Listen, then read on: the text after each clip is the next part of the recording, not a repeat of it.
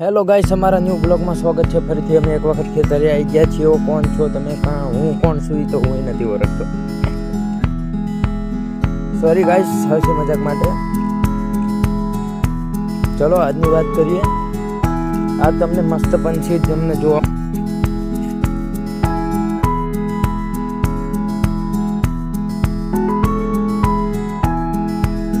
જોઈ શકો છો. કેટલું મસ્ત લાગે છે. ઠેઠ આગલા લગી નલસરોવર છે. ઓ ગાઈસ, બહુ મસ્ત મસ્ત તમને પંછી જોવા મળશે. આ શું છે તમને ખબર છે? આને ચિત્તોડા કે ખાઈ તમને ખબર છે? આ નરી જીવાતું ને એવું જ ખાય. આ શાકાહારી ના હોય. કોઈ આઈડ છે, કોઈ કુંજ છે, એ સબ બધું શાકાહારી. આ જીવ જંતુ ના ખાય. એ ફક્ત ખાલી માછલી જ ખાય. અરે ઇન્સાન તો બધું ખાઈ જાય. ઇન્સાન ની તો તમે વાત જ ના કરશો.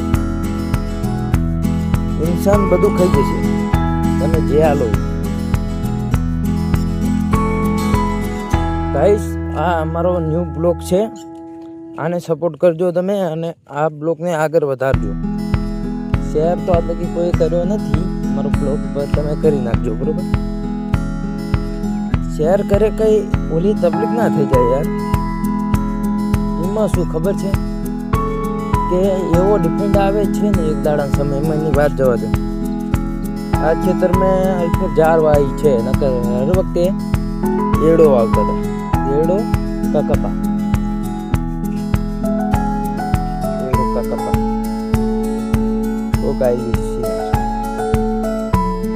એવું વાંધો નહીં. તું તમ તાર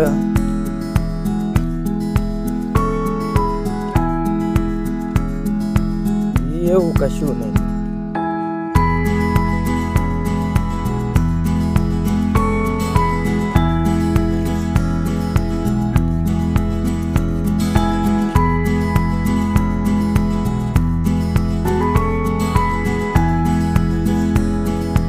સારું.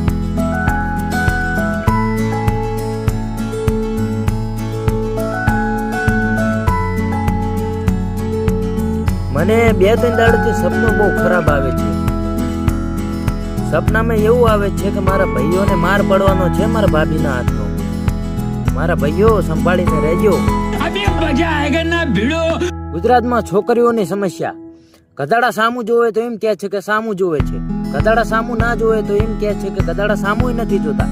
તો ગધાડા કરે હું.